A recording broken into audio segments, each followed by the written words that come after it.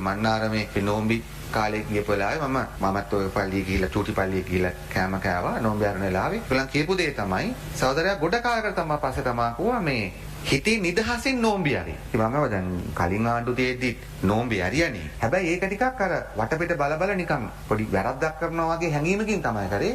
දැන් තමයි කිසි ප්‍රශ්නයක් නැහැ. හිතේ නිදහසින් අපි ඉෆ්තාර් එක කරන්නේ. ලංකාවේ දෙමළ මිනිස්සෙක් වීම නිසා මීට අවුරුදු 1කමාරක දෙකකට කලින් පීඩාකාරී තත්ත්වයක් දැනුණා නම් අන්නේ පීඩාකාරී තත්ත්වේ වෙනසක් දැන් වෙලා තියෙනවා. සමානතාවය ගොඩනගනවා කියන එක අපේ මේ ගමනේ පරිවර්තනයේ අපිට යන්න තියෙන උස්කඳු මුදුනක්.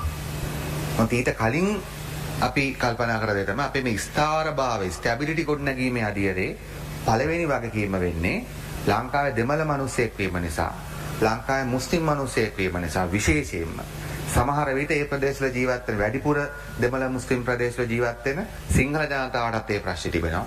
ඒක එහෙම නැතුව නෙමෙයි. නිශ්චිත වශයෙන් ගත්තොත් අද උතුර පිළිගන්න දකුණක් තියෙනවා. දකුණ පිළිගන්න උතුරකුත් තිබෙනවා. ඒක මේ මහා පොළොවේ වෙලා තියෙන ලොකු වෙනසක්.